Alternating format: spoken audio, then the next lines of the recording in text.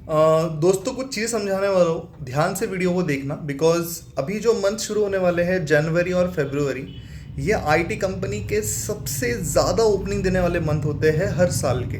Because यही month में नए प्रोजेक्ट रिलीज़ होते हैं आईटी कंपनीज में, सारे डोमेन्स के।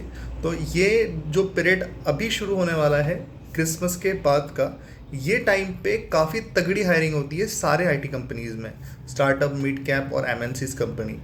अब इसमें होता कैसे है कि बेसिकली ये चीज़ ध्यान में रखना है आपको कि जो सबसे बड़ा प्लेटफॉर्म आपको इनबाउंड जो कॉल आएंगे आपको Naukri.com से ही आने वाले हैं, और आप साथ साथ में लिंक्डइन का भी यूज़ करके अप्लाई करने वाले हो।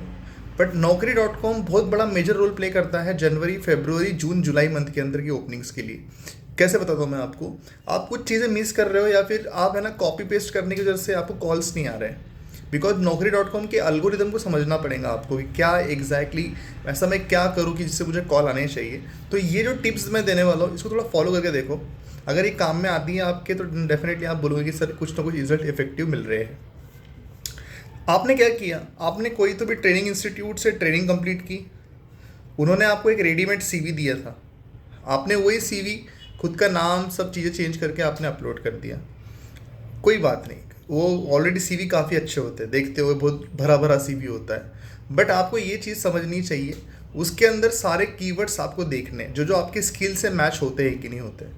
अभी फॉर एग्जांपल मैं अगर आपको कुछ एग्जांपल दूँ, जैसे अब मैं क्लाउड कंप्यूटिंग के लिए किसी को हायर कर रहा हूँ, तो आईटी कंपनीज में क्या होता है कि जो भी एचआर रिक्रूटमेंट प्रोसेस शुरू करता है या फिर वो कॉल करता है, तो उनके पास में कुछ कीवर्ड्स होता है। ठीक है, अब क्लाउड कंप्यूटिंग में कीवर्ड जैसे अज़ूर डेवऑप्स हो गया, ठीक है, जेनकिंस का टूल हो गया डेवऑप्स के अंदर, तो ये समझ लो मैं कीवर्ड्स ले लिया मैंने यहाँ पे। तो ऐसे कुछ 4-5 कीवर्ड्स रहेंगे, ये कीवर्ड जिन जिन के सीवीज में मैच होते हैं ना उनके सीवीज हाईलाइट होते हैं। समझ में आया। अब टेस्टिंग की बात करेंगे तो आपको पता है जो डिमांड में चल रहा है अभी सबसे, रिक्रूटमेंट किसकी चल रही है, मोबाइल टेस्टिंग की चल रही है, अपीएम की। भले ही आपको उसके बारे में पूरा नॉलेज ना हो, आपको थोड़ी सी इन्फॉर्मेशन तो मिल सकती है ना। अगर आप वो वर्ड ऐड कर रहे हो तो यूट्यूब पे 2-3 वीडियोस देख लो, आपको समझ में आ जाएंगे अपीएम एग्जैक्टली है क्या। तो आप एटलीस्ट बोल सकते हो कि यस मुझे इसके बारे में नॉलेज है मैम, बट बेसिक नॉलेज है, राइट। इसी तरह से अगर आप एसएपी में जा रहे हो तो आप कीवर्ड्स देख लो कि कौन से कीवर्ड डिमांड में चल रहे हैं। Naukri.com पे जेडी होता है, जॉब डिस्क्रिप्शन देखा होगा, जो भी लगता है आपको डेली 2-3 जेडी पढ़ लिया करो, तो उसमें पता है आपको रिक्वायरमेंट्स क्या चल रहा है, उसमें कीवर्ड्स रहेंगे, वो कीवर्ड्स आप लिख लो एक पेज पे। वो सारे कीवर्ड्स आपको अपने सीवी में लेके जाने हैं, बिकॉज जितने ज़्यादा आप अपने सीवीज़ के अंदर ट्रेंडिंग कीवर्ड्स ऐड करोगे उतने ज़्यादा आपके सीवीज़ हाईलाइट होंगे। और ये ज़रूरी इसलिए बिकॉज जनवरी फरवरी में मैसिव हायरिंग होने वाली है, इसके लिए रेडी रहना। बिकॉज ओपनिंग्स काफ़ी सारे निकलती हैं, बहुत सारे बच्चे अपने करियर को स्टार्ट करते हैं यहाँ पे। ऐसा ना हो जाए कि ये फेज़ आपके हाथों से निकल जाए, फिर रुकना पड़ेगा मार्च महीने में, बिकॉज मार्च में ऑडिट रहता है, फिर ओपनिंग कम हो जाती है, फिर अप्रैल में ओपनिंग शुरू होती है। तो फिर द थिंग इज़ दैट आपको सब समझना है और उसके अकॉर्डिंगली ही सारी चीज़ों को प्लान करो, उसके अकॉर्डिंगली ही अप्लाई करना शुरू करो। अगर कोई अभी आईटी कोर्स करना चाहता है या फिर करने वाला है, तो कोर्स ऐसा नहीं कि कोई भी कर लिया जो ट्रेंड में चल रहा है सर यहाँ पे जॉब लग रही है। आपको वो कोर्स समझ में आएगा क्या, आप वो कोर्स को कर पाओगे क्या, ये भी तो बहुत बड़े क्वेश्चंस है ना। ऐसा तो है नहीं कि अगर फुल स्टैक जावा डेवलपमेंट में ओपनिंग निकल रही है, समझ लो इन केस, तो मैं वो कर लूँगा तो मुझे जॉब लग जाएंगी, ऐसा नहीं हो सकता।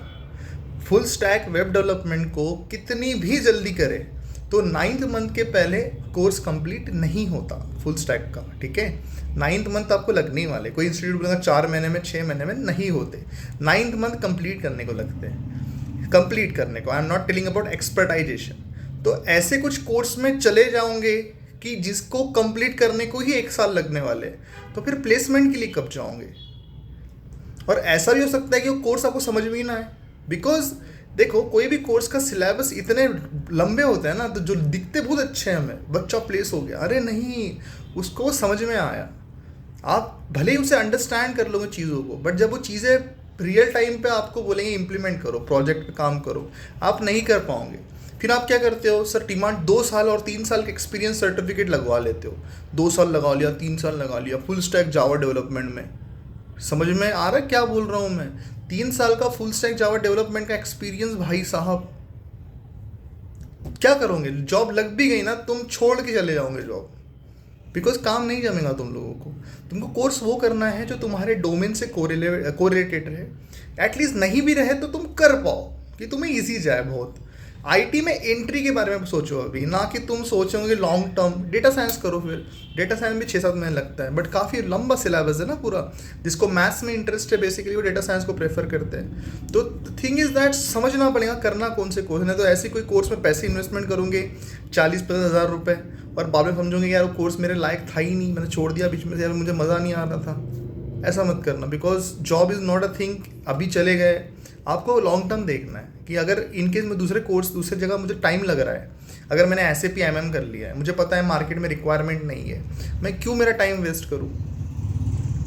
उससे अच्छा मैं कोई दूसरा कोर्स एक पीछे बैकएंड में लगा दूँ, उसके लिए मैं ट्राई करूँ, उस पर मैं पहले एंट्री कर लूँ। एक बार एंट्री होने के बाद में फिर मैं ये कोर्स के लिए जाऊँ। आप समझ के जाओ, आपको जॉब मिलेंगी, बिकॉज ऐसा कुछ होता नहीं कि आप एफर्ट्स लोगे और कुछ मिलेगा नहीं। आपके लेवल के कंपटीशन के बच्चे देखो, बहुत ऐसे ही बच्चे हैं, हम लगता है बहुत होशियार होंगे बच्चे, है होशियार भी, बट नॉट समथिंग कि सभी होशियार हैं। आपके सराउंडिंग में आपने बहुत दिन ऑब्जर्व किया होगा, ऐसे बच्चों को जॉब लग गई जिसे हमने कभी सोचा भी था जॉब लगेंगी, समझ में आया नहीं आया। फिर हमें लगता है यार इसको जॉब लगती है, मुझे क्यों नहीं लगी जॉब? इसके पीछे रीज़न है ना, वो बंदा का किस्मत भी चमक गई कि उसने जो टाइम पे कोर्स किया था, कम्युनिकेशन को ख़राब था पर भी जॉब लग गई। बट ये सब चीज़ें कभी कभी प्रोबेबिलिटी हो जाती है। बट आपको क्या करना है, अगर आपको लगता है कि मुझे जॉब लगेंगी तो आपको लगेंगी, बट कोर्स वैसा करो जहाँ पे आपको प्लेसमेंट की ओपनिंग्स मिल पाए, आप इंटरव्यूज़ दे पाओ। कहीं से भी करो, डजेंट मैटर, हमारे पास से करो या दूसरे कोई इंस्टीट्यूट से करो, अच्छे इंस्टीट्यूट से करो जो एटलीस्ट आपको प्लेसमेंट के लिए सपोर्ट प्रोवाइड करे। ठीक है, वीडियो पसंद आया होगा तो प्लीज़ लाइक करना और चैनल को सब्सक्राइब ज़रूर करना।